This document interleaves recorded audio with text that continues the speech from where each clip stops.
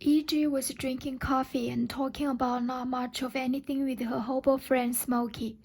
Back in the kitchen, Sips and Ozan were busy frying up a bunch of green tomatoes for the lunch crowd. Doing about 11:30 and listening to the Wings Over Jordan Gospel Hour over WAPI radio when old Smith knocked at the kitchen door. Sips came out into the cafe, wiping her hands on her apron. Miss E.G., there's a colored boy who's asking to speak with you. E.G. went to the screen door and immediately recognized O.C. Smith, a friend of hers from Trollville, who worked at the railroad yard. Well, hey there, how are you? I'm fine, Miss E.G. What can I do for you? Miss E.G., there's a whole bunch of us boys over at the yard, and we've been smelling barbecue every day for about 2 months, and it's about to drive us out of our heads. And we're wondering if you would be willing to sell us some of them barbecue sandwiches as good money. E.G. sighed and shook her head. Let me tell you something else. You know that if it was up to me, I'd have to come on in the front door and sit at the table. But you know I can't do that, yes? There's a bunch in town that would burn me down in a minute, and I've got to make a living. Yes, I know you do, but I want you to go back over to the yard and tell your friends. Anytime they want anything, just to come around to the kitchen door. He grinned. Yes, tell Sips what you want, and she'll fix you up. Yes, thank you, man. Sips giving him his barbecue and anything else he wants, giving him some pie, too. Sips marveled under her breath. You're gonna get yourself in a whole lot of trouble with them Ku Klux, and I'm gonna be gone. You ain't go see me around no more, no man. No more, no, man. But she fixed the sandwiches and got grape drink and pie and put them in a paper sack with a napkin for him. About 3 days later, Grady, the local sheriff and part-time railroad detective, came in all puffed up. He was a big bear-of man who had been a friend of her brother Buddy. He put his hat on the high rack, like he always did, and told E.G. he had some serious business to discuss. She brought his coffee to the booth and sat down. Grady leaned across the table and started his unpleasant task. Now, E.G., you ought not to be selling those niggers food. You know better than that, and there's some boys in this town that's not too happy about it. Nobody wants to eat in the same place that niggers come. It's not right, and you just ought not be doing it. E.G. thought it over for a moment and shook her head in agreement. You're right, Grady.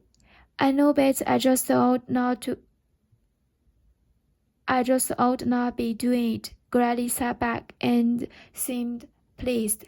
She continued, Yeah, Grady, it's funny how people do things they ought not to do. Take yourself, for instance. I guess a lot of people might think about after church on Sunday, you ought not to go over to the river and see evil bats. I recognize might think you ought not to be doing that. Grady, who was at the present time a deacon in the Baptist church and had married the former Glassmouth, who was known to have a temper, got flustered. Oh, come on, E.G., that's not funny. I think it is, just like I think a bunch of grown men getting nickered up and putting sheets on their heads is pretty damn funny. Granny called out to Ruth, who was behind the counter. Ruth, will you come over here and try to talk some sense into her? She ain't gonna listen to me. I'm just trying to keep her out of trouble, that's all. Now, I'm not saying who, but there's some people in town that don't like her selling to niggers. E.G. lit her camera and smiled. Well, Grady, tell you what, the next time those some people come in here, like Jack Bars and the Whipple Wings and Peter Tidwell, I ask them if they don't want anybody to know who they are when they go marching around in one of those stupid parades you boys have. Why don't they have enough sense to change their shoes? Now, wait a minute, E.G. Oh, hey, Grady, you ain't fooling anybody. Why? I don't recognize those size 14 cloud hops you got on anywhere. Grady looked down at his feet. He was losing this bet in a hurry. Oh, no, E.G., I've got to tell them something. Are you gonna stop it or not? Ruth, come over here and help me with this double meal. Ruth went to the table. Oh, Grady, that's harm. Can it be to sell a few sandwiches out the back door? It's not like they're coming and sit down. Well, I don't know, Ruth. I have talked to the boys. They are not hurting anybody, Grady. He thought for a minute. Well, okay for now. I guess he pointed his finger at E.G., but you make sure you keep them at the back door. You hear me? He got up to leave and put his hat on, and then turned back to E.G. We still play poker Friday? Yeah, 8 o'clock, and bring plenty of money. I feel lucky. I'll tell Jack and them. Bye, Ruth. Bye, Grady.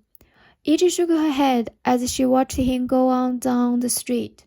Ruth, I wish you would have seen that big ox down at the river for 3 days, drunk as a dog, crying like a baby. Costrow, that old colored man that raised him, died. I swear I don't know what people are using for brains anymore. Imagine those boys. They're terrified to sit next to a nigger and have a meal, but they'll eat eggs that came right out of a chicken's eyes. Oh, E.G. E.G. laughed. I'm sorry, but it just makes me mad sometimes. I know, honey, but you shouldn't get yourself so upset. That's just the way people are, and there's not a thing in the world you can do to change them. That's just how it is. E.G. smiled at her and wondered what would happen if she didn't have Ruth to let off steam with. Ruth smiled back. They both knew they had to make a decision about what to do, and then did. After that day, the only thing that changed was on the menu that hung on the back door. Everything was a nickel, a dime cheaper. Then figured fair was fair.